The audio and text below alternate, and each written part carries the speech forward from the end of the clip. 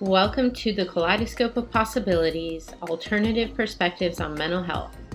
My name is Dr. Adriana Popescu. I'm a licensed clinical psychologist and leader in the field of mental health, energy psychology, addiction, trauma, and empowerment. In this podcast, we will be exploring mental health from a variety of perspectives, from the spiritual to the shamanic and beyond. What if mental illness isn't everything we think it is? What if everything we see as a pathology is actually a possibility? What else is possible with mental health? Hi everyone, Dr. Adriana Popescu here with you again for another episode of Kaleidoscope of Possibilities, Alternative Perspectives on Mental Health. And I'm excited to have with me as my guest today, Christina Woods. Christina is a licensed rapid transformational therapist, a clinical hypnotherapist, an empowerment coach, and Reiki Master. She combines her background in corporate leadership along with her life experiences in dealing with trauma and abandonment to empower other women to trust their intuition and set themselves free of self-doubt. As the CEO and founder of Christina L. Woods, Hypnotherapy and Coaching, Christina has extensive experience working on complex challenges and pulling potential out of others so that they can become self-reliant individuals. Through this deep hypnotherapy and coaching work, she empowers women to shed old programming so they can live the life they deserve. She's been honing her intuition and spiritual energy practice throughout her entire life, and it is this experience, knowledge, and wisdom that she brings to every client during every session. Welcome, Christina. So happy to have you with us today. Oh, thanks for having me. I'm grateful to be here. Yeah, I always like to start off the show with asking our guests a little bit about themselves and their story and how it is that you came to be doing the work that you're doing today. Well, thank you. Yeah, this is my second career. I had a 30-year corporate career before doing this, and really my journey is probably not that uncommon. I actually had a good amount of trauma in my life that I didn't even really acknowledge or even wasn't really even aware of until I was almost 50 years old. My survival tactics were I'm going to become a perfectionist, and that's how I move through life. So I did great in high school. I thrived. I got good grades. I just was a very good people pleaser. Um, you know, got good scores and became very good at making everything seem really, really good. So I had a great corporate career, got married, had the picket fence and the dog and everything. And then everything started crashing on me. My health, I had autoimmune diseases, my marriage was falling apart. I had terrible debt. I didn't spend enough time with my children. Things started piling up. And at that point, I really felt like I knew in the back of my mind I wanted a different career, but I certainly didn't have the courage or the self-esteem to believe I could leave something that I had really became was my identity and what I believed was my value in the world. And it was at that moment that I knew I had to dive deep. And boy, when I dove deep, all these things came out about myself that from my childhood and so on. And so that was really the journey. And when I fell upon different alternative methods and hypnotherapy, it really opened my eyes to, wow, there's so many different ways that we can heal. And I just combined hypnotherapy and so many other methods now that I use, and realized that it's never too late to rewire and recode all these beliefs I had about myself that were never even true. I thought they were true and they weren't true in all that time. So Yeah, I refer to those. I use a term that I got from my good friend and colleague, TJ Woodward, who wrote a great book called Conscious Recovery. And he refers to those beliefs as core false beliefs, that they are basically fundamentally false, and I love that. yeah, yeah. I mean, I had a moment picking the weeds in my pajamas one morning, literally. And and it was kind of a spiritual awakening actually, but I was out there and my kids hadn't picked up the dog poop. I mean, this was not a glamorous moment or anything, but and I kind of just heard a voice, and it said, my husband at the time had said, I'm going to go for a surf. I live in Southern California, so that wasn't unusual, but I was exhausted. I'm picking the weeds, just feeling kind of alone and tired. And I heard this message that was, when are you going to stop doing everything to make everybody else happy and actually find out what makes you happy? And it literally stopped me in my tracks. And I thought, oh my gosh, what? It wasn't my intuition either. It was really a separate voice. And that's when I knew, like, I can't hide anymore behind the promotion or the this or the that anymore. I really need to go in and face some of the things that I was just frankly really afraid of doing.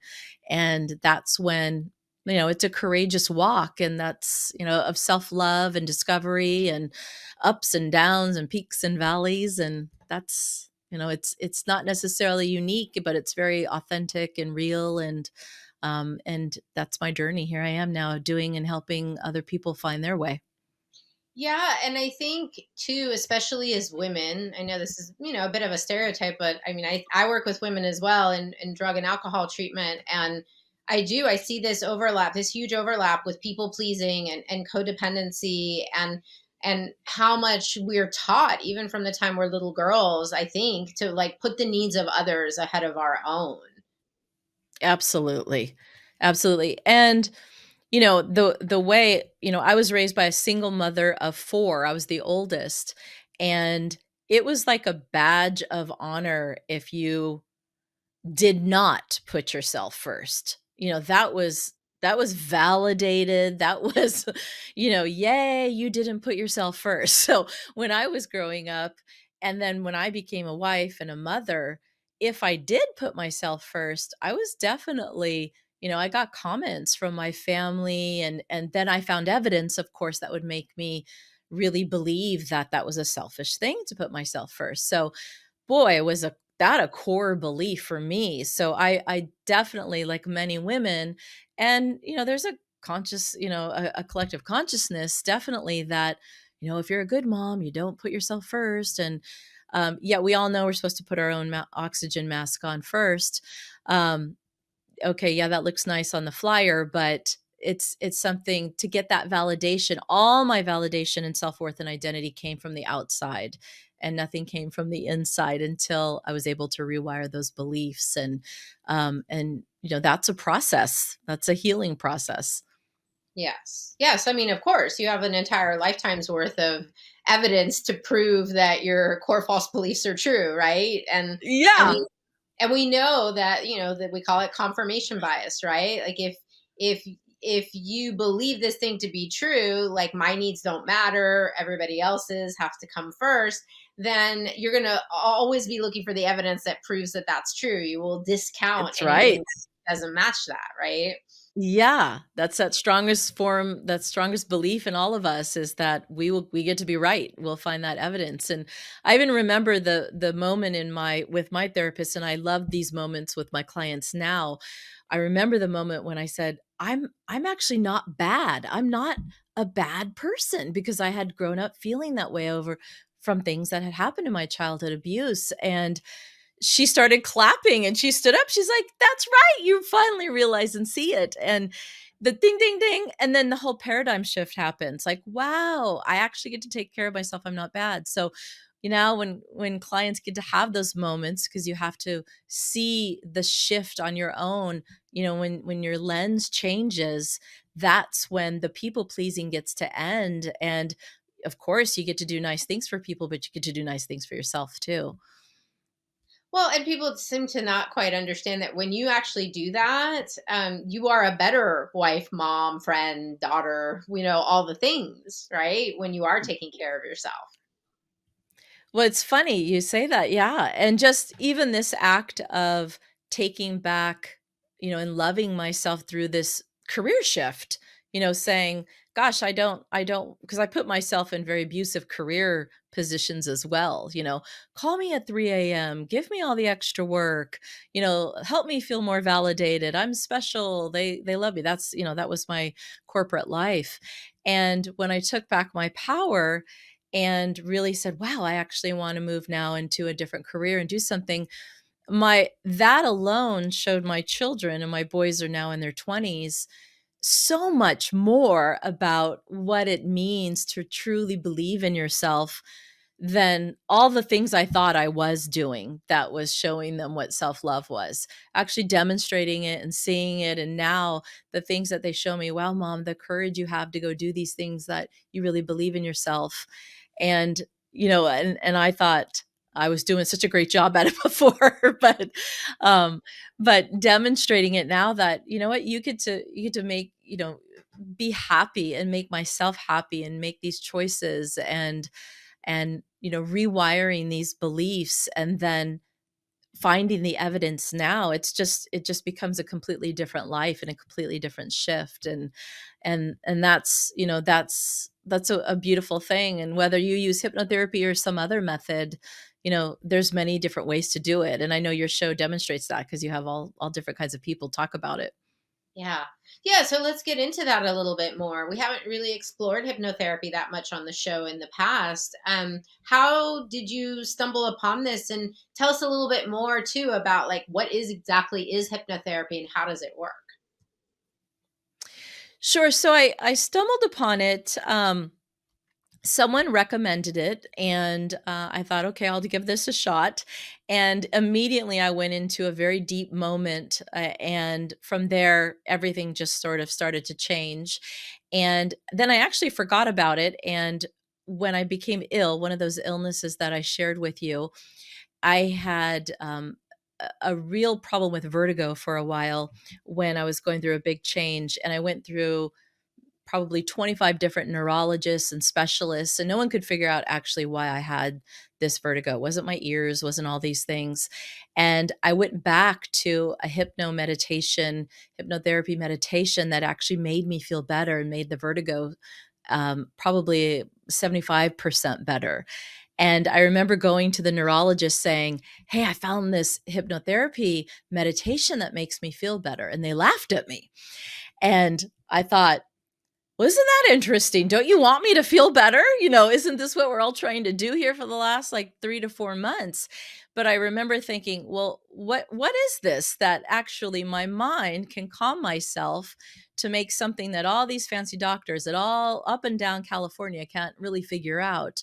And so I started putting two and two together. And so, we have this place, we have our conscious mind and our subconscious mind, and we have a place where we actually go to all day, every day, um, into our theta and delta and theta brain waves, where we can just slow the chatter of our conscious mind and go to a place where we have in our subconscious mind, which is where 95% of our beliefs, how we believe about ourselves and the world, that's where they're at in the first place. We believe so many times we believe that our logical analytical mind is calling the shots, but that's probably 5% of it.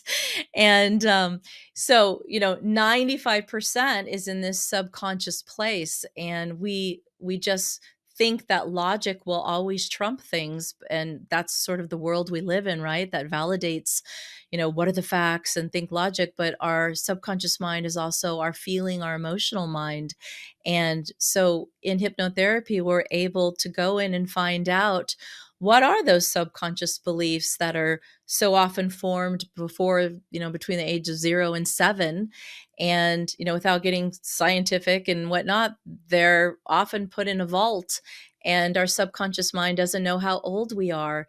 And so just like me, we become 30, 40, 50 years old, and I still have a belief that I'm not safe, and whatever the belief might be.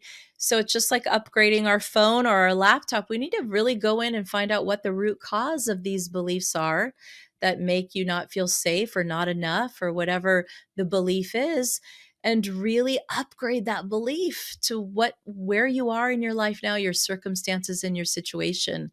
And I know I just upgraded my laptop actually today. It was very painful because a lot of my apps didn't work, but once I got it figured out, things were better. So, we do that for so many things, and we forget that our subconscious belief is really driving the car. It's not the fact that, we're looking out here and making these logical decisions.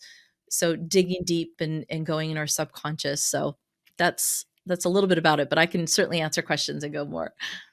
Yeah. Well, I mean, we're not aware. That's the thing. It is, and I like the computer analogy because I often use that as well. I say like the Do subconscious you? mind.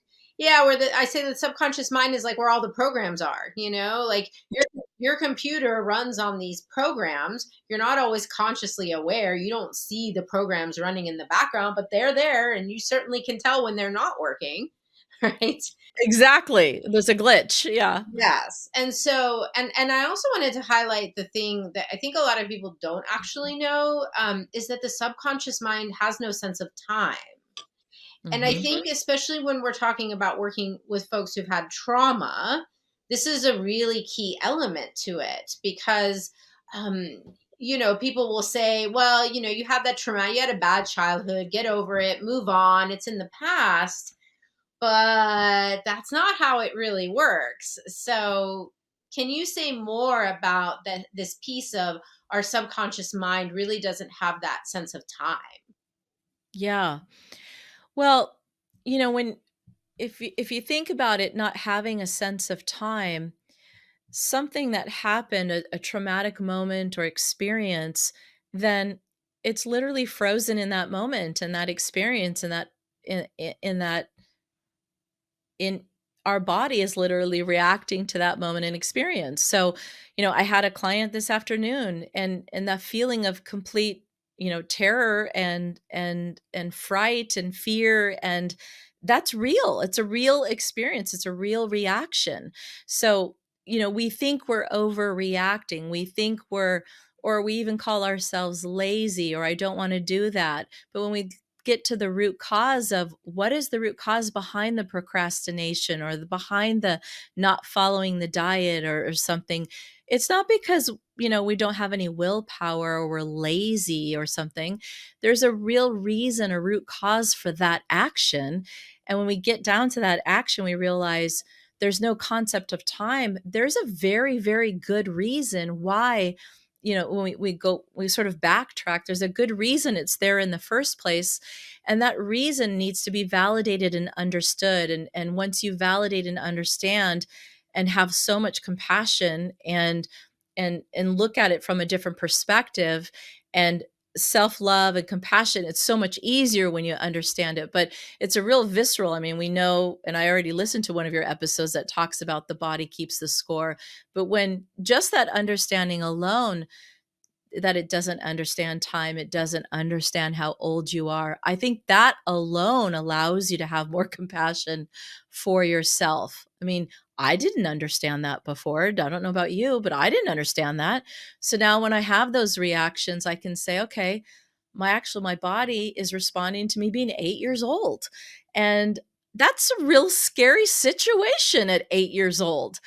My body, my situation, my nervous system right now does not know I'm 55, does not know all I'm trying to do is post a stupid thing on social media. It literally is feeling very vulnerable and exposed. And so I have the tools now to go back and really, very quickly pivot out of that. But that's the moment and that's the experience. So I just think an understanding is a paradigm shift. Someone told me once that it's like learning and finding out when Santa Claus isn't real.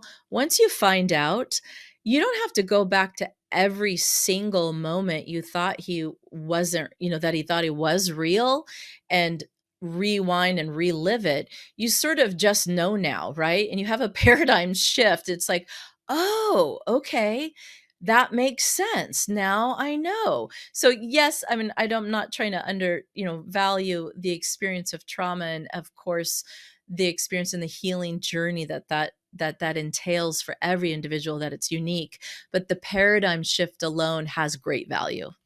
For people, I often talk about when my clients, come in activated and stressed out over this, that, or the other, or they got into a conflict with someone, or and then they start telling you and venting about it. I'll often pause them in the middle and be like, "How old do you feel right now?"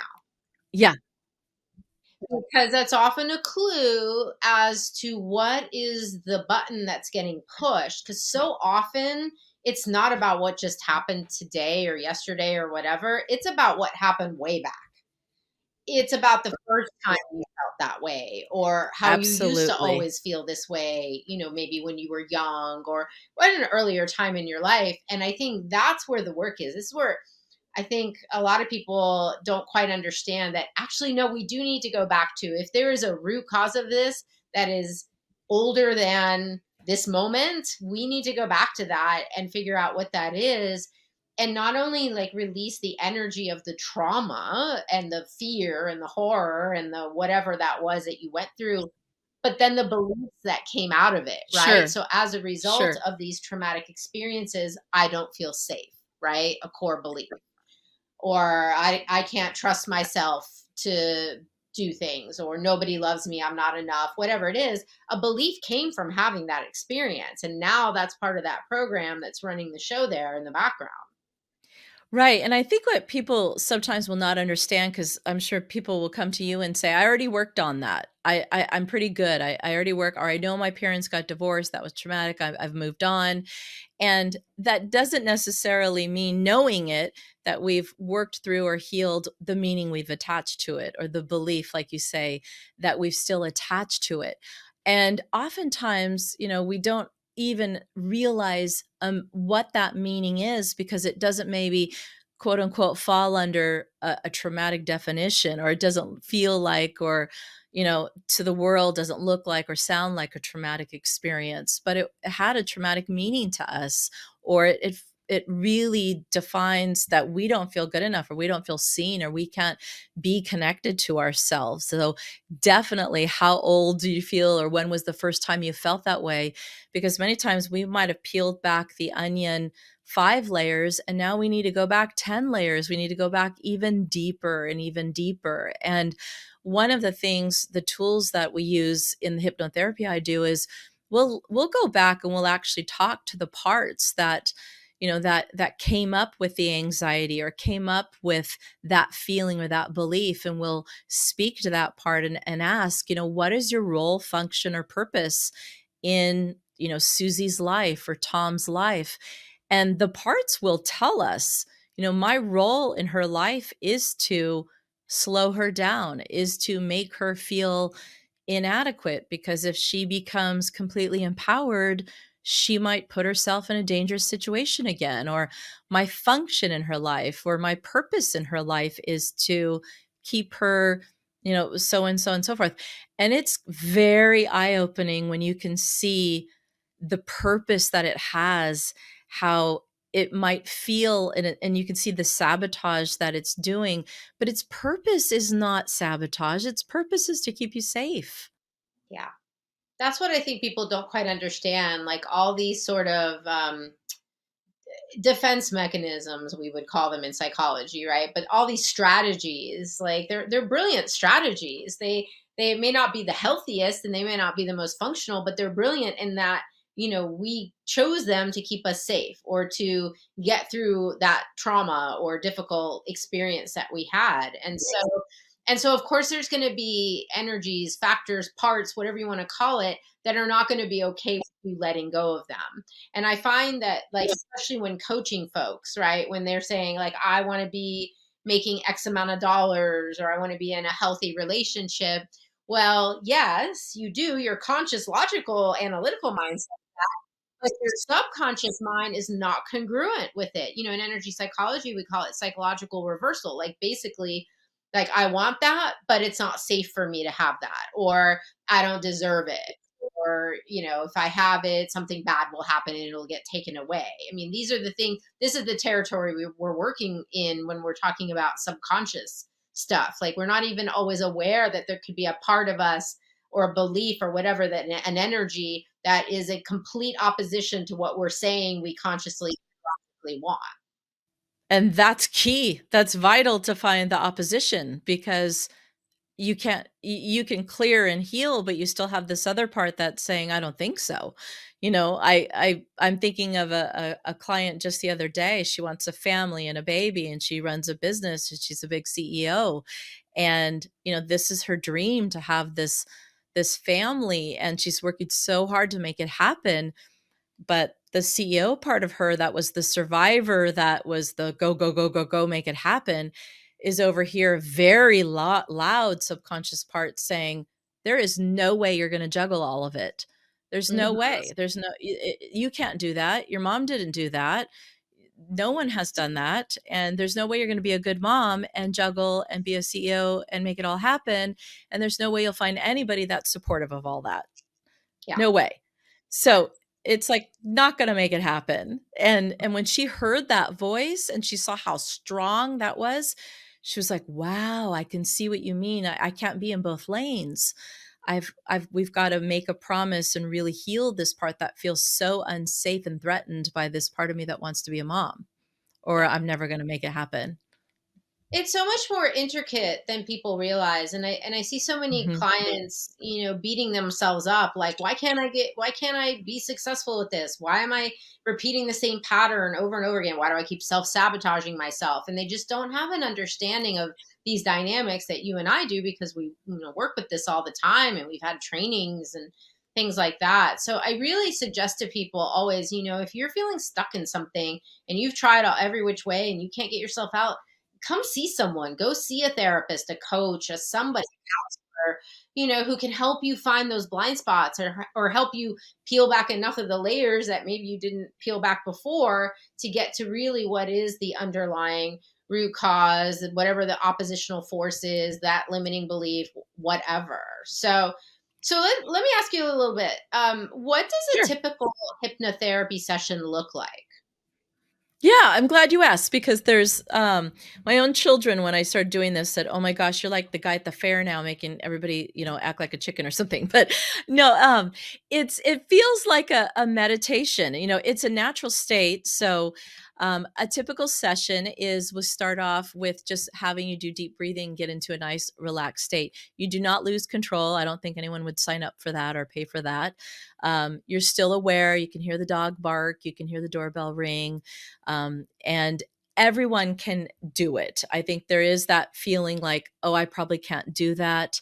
That's my job. If you have a lot of anxiety or control is an issue, there's different techniques and methods that you use, to help you prep for that moving forward. So if anyone's listening and feeling like I could never let control or lose control, or I don't like that feeling, we just work through that and help you get to a place where you feel comfortable and safe. So it feels like a meditation, and we ask your mind a question. So we quiet the chitty chatter stuff, and we ask your mind, what's the root cause and reason for this anxiety? What's the root cause and reason for this feeling? Let's go back to a moment in time when this belief first started. And your subconscious mind is so brilliant. It knows, and it will go back to moments in your life.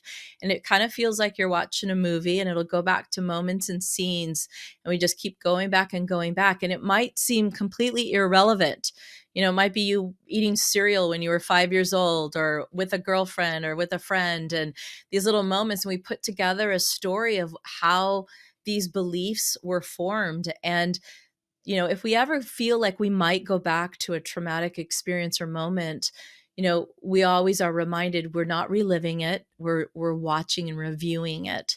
So people do get nervous. I might go back to something I don't ever want to relive or go back. You're not reliving it. You already lived it.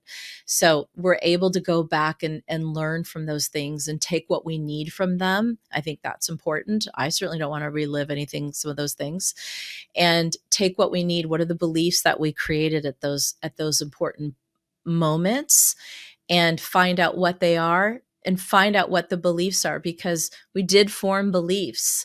And then you can see what those beliefs are. And then from there, I create a custom audio recording for clients to listen to. So we have to find the belief, interrupt the belief, and then you listen to a recording that's about 15-20 minutes for anywhere from 21 days, 45, 60 days, depending on the issue. And that is how the rewiring and recoding. And then I meet with clients, depending on what's going on, maybe once a week, while they're listening to the audio. Because that's when the resistance happens. That's when your mind is saying, what do you mean you want to change this belief? This belief has kept you safe and cozy, and now you're trying to change it. And that resistance can sometimes where you really need the support. Mm-hmm. Yeah, that's great. So tell us a little bit about the RTT, which is a very specific kind of hypnotherapy that you're using. Yeah, it is. So it's rapid transformational therapy. So intention is to get to the very root. It's just like pulling weeds. We don't, and a lot of therapy gets to the root, but this specifically, because some hypnotherapy might be just, you can buy an audio recording for some hypnotherapy for like 15, $20 and just tells you how great you are, and affirmations are great. But this is actually, let's go find the root of why you started smoking in the first place.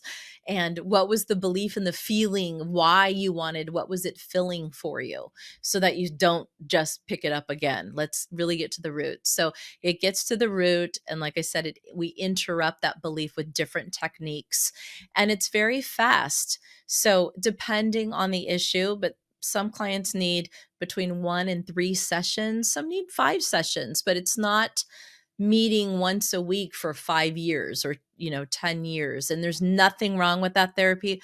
I do that and I need it and I love it, but that's not what this is. It's specific, and it's more or less short term. Could be 6 months, could be 3 months, could be even shorter depending on what the issue is. And certainly if there's trauma, then that's going to be a little bit longer. Right. Well, and I think you named this misperception that I think some people have about hypnotherapy, that, oh yeah, it's really good for, breaking a bad habit like smoking or biting your nails or something like that. Or, I want to be hypnotized so I can remember things that I have forgotten. Like, I think I hear that a lot. Yeah. I'm not sure people fully understand all the other applications, like you say, to trauma or working with these limiting beliefs, or even depression and anxiety. What Right. Right. most common, mental issues that people deal with. Mental, I mean, it's a everything, not just mental. But yeah, can you say a little bit more about how you use hypnotherapy to deal with some of these other issues? Sure, sure. So, yeah, I primarily work with women. I work with men as well, but primarily about empowerment and self belief and moving out of self doubt. And definitely trauma is in there. So, anxiety, and how has that impacted the body? So, even a lot of physical issues. So, clients that have migraines, irritable bowel syndrome, all of these things, there's a mind body connection. So, many times, you don't call a hypnotherapist the first time you have a physical issue.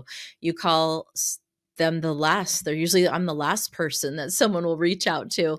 And quite often, I'm able to work with them and help them and give them relief, because so often, our however our beliefs are connected to our body, and our body is speaking to us and telling us, there's beliefs and there's emotions stuck in your body. And if we are able to release those things, we're often able to release physical issues. So self-belief, anxiety, empowerment, financial issues, relationship, love issues, enhancing people's career. I think weight loss and smoking are probably the least things I help people with, but those are things that certainly you can use it for too. But really just, inside feeling good enough. And I don't meet anyone that doesn't need to work on feeling good enough. That seems to be an epidemic. It certainly is, yes. And I'm glad you mentioned the physical stuff too, because I trained many years ago in hypnotherapy, and it's not my go-to tool, but I still will use it. And I've used it with a number of my clients who've gotten pregnant and wanted to have Yes. more ease with delivering their babies, and they've had great success with the hypnobirthing that we did. And I'm thinking even of myself. I had to have a medical procedure that they were going to give me like a mild anesthetic for, and I was like, I don't want that. And it was an injection into my cortisone injection into my neck, and I did self hypnosis. I think that's another one people don't That's realize. You could do self hypnosis, and I was fine. I didn't feel any pain. And it was funny because I had to do it again. And the next time I took the anesthesia, and I didn't like it. It made me feel sick. I'm like, I should have done this Yeah. hypnosis I again. love that you mentioned that. I love that. And I teach all my clients self-hypnosis.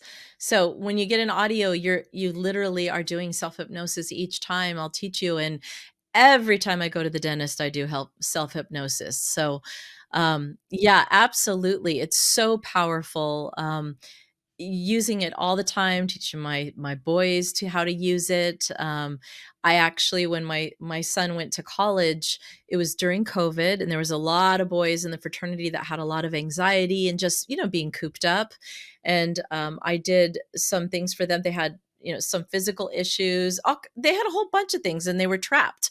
20 bunch of 18, 20-year-old boys, and I was doing all kinds of different hypnotherapy things with them for different physical issues or anxiety or exams and stress and all different kinds of things, exposing them. And when he just graduated, they were all coming up to me saying, "I still listen to your audio recordings. It still helps me with my headaches or this or my stomach," or whatever they were working on. So it's something that can help with many different areas. And thanks to you and these types of podcasts, people are learning about another method and another way. And it's just something that it has a little bit of a mystery around it. And I'm so glad that the more people learn about it, it's taking away that mystery. It's something everyone can do, and it's very effective. Yeah, I really love that it's so applicable to so many different issues. I mean, people even will use hypnotherapy. I certainly have, as a tool for spiritual growth. Um, Mhm. Oh yeah. similar to kind of, when we're doing like a guided meditation, you can have a guided, hypnotherapy session that's looking at other lifetimes, or Oh um, yeah. the same things kind of people are looking for with psychedelics, maybe to have like more of an experience of connection with the nature, the universe, God, higher power, or whatever all that is, but for people. But I find that is often an area, for possibilities and growth using tools like this.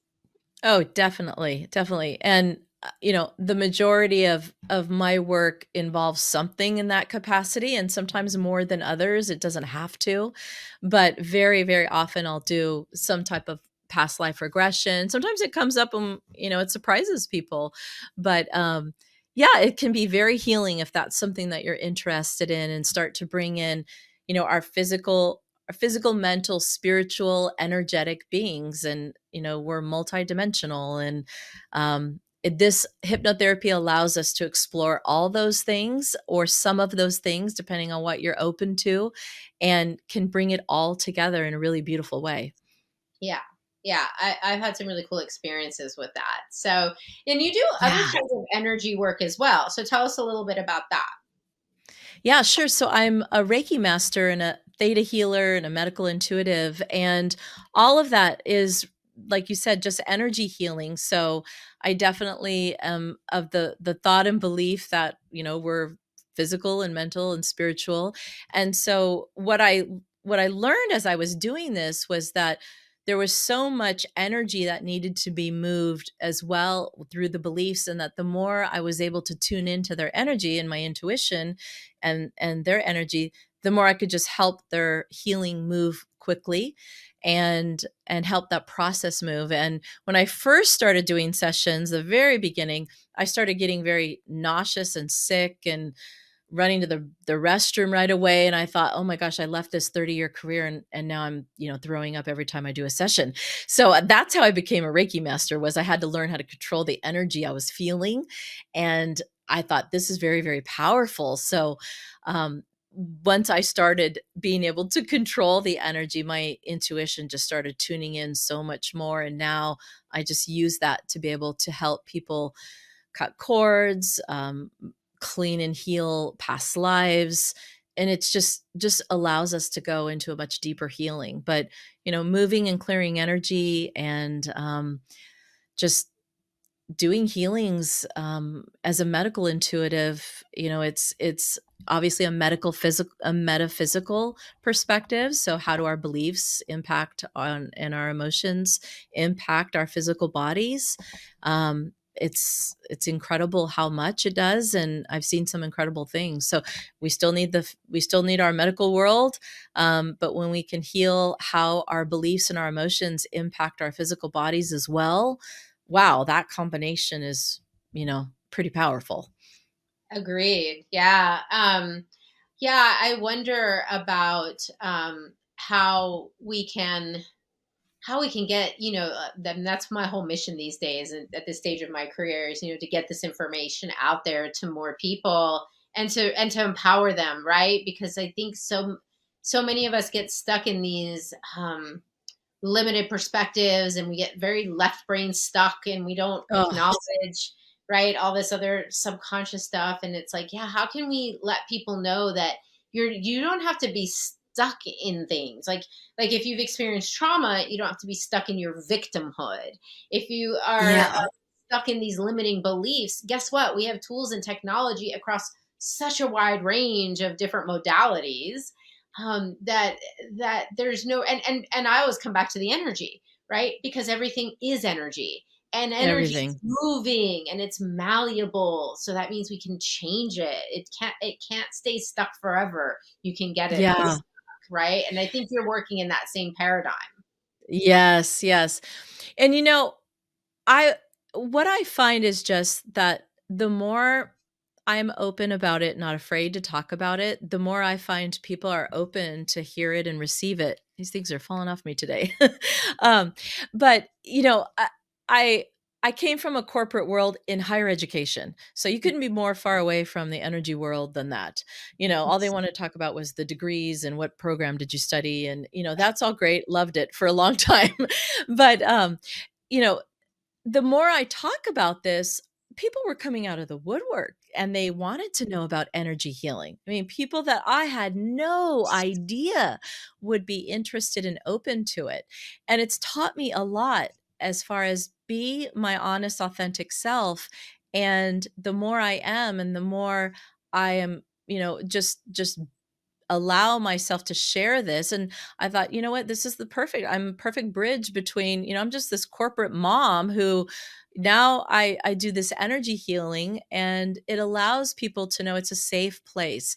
Because I think I can walk and go on a I've been to many retreats in Costa Rica where we're, with feathers and, full on hippie mode.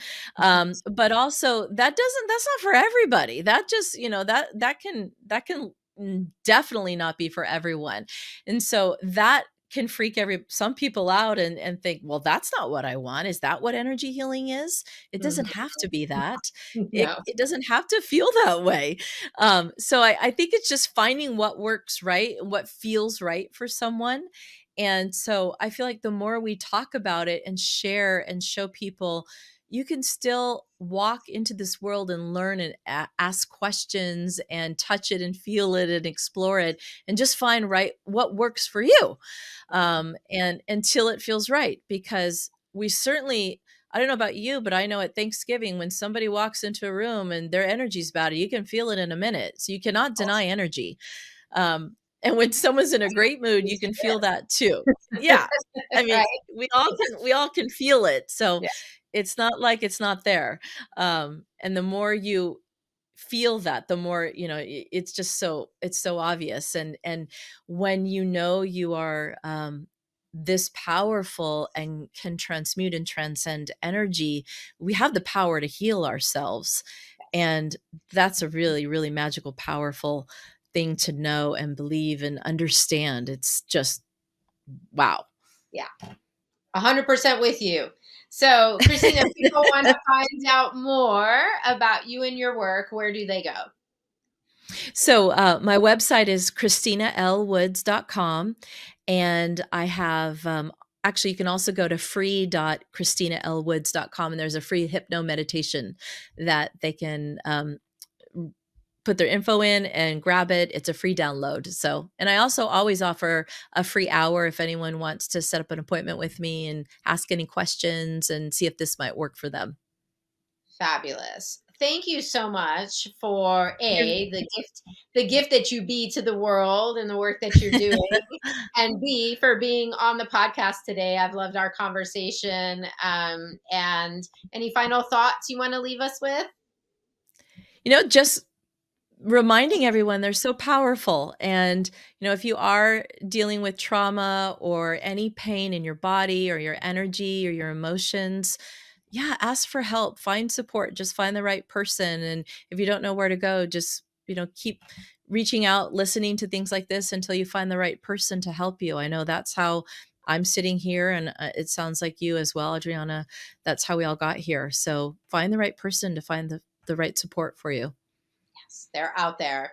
Thanks so much, Christina. Thanks, audience, for tuning in. If you like this podcast, please do review, rate, follow, subscribe, all the different things. Share it with others so that we can get this information out there in the hands of more people. Thanks, Dr. Adriana, signing off. I'll see you guys next time on Kaleidoscope of Possibilities.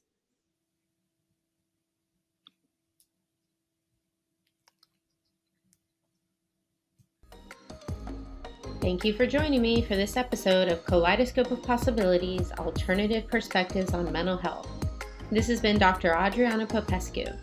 If you enjoyed this episode, please like and subscribe and share with others. To find out more about me, my guests, and more, please visit my website at adrianapopescu.org. See you next time.